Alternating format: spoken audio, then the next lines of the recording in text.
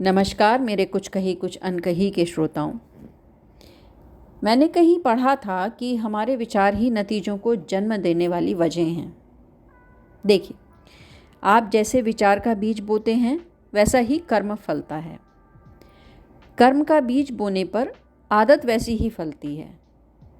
आदत का बीज बोने पर चरित्र वैसा ही फलता है और चरित्र का बीज बोने पर किस्मत वैसी ही फलती है। और इस सब की शुरुआत एक विचार से होती है।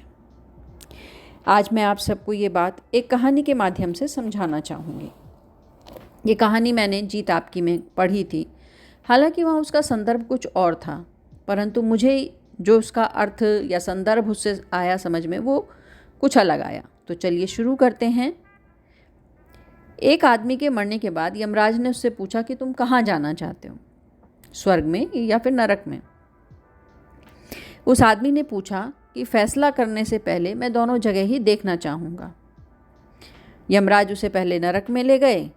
वहाँ उसने एक बड़ा सा हॉल देखा जिसमें खाने पीने की बहुत सारी चीज़ें थीं, लेकिन वहाँ जितने भी लोग थे वो सब उदास थे और बिल्कुल मुरझाए हुए थे और किसी के चेहरे पे कोई हंसी खुशी भी नहीं थी और वो सब भूखे भी लग रहे थे।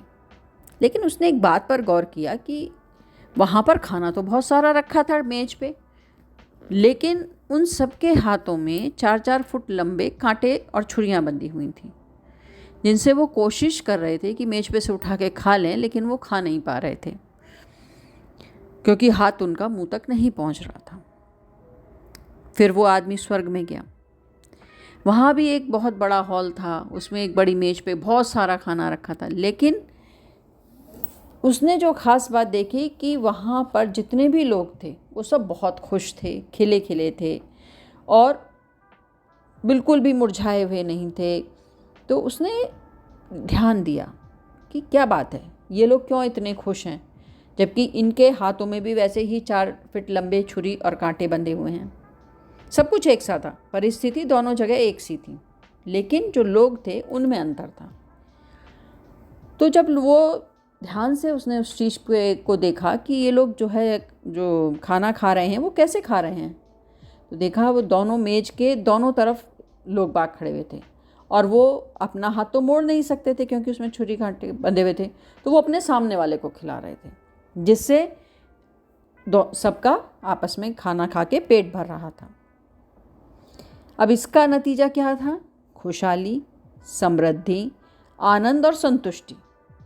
वो लोग सिर्फ अपने बारे में ही नहीं सोच रहे थे, बल्कि सबकी जीत के बारे में सोच रहे थे। सबके भले में अपना भला है, यह एक बहुत पुराना वाक्य है, लेकिन इस कहानी से हमें यही समझ आता है। तो बस यही एक विचार ही नतीजों को जन्म देने वाली वजह बना। आपका इस बारे में क्या ख्याल है? मेरे को प्लीज़ कमेंट बॉक्स में कमेंट करके ज़रूर बताएं। धन्यवाद मेरे दोस्तों।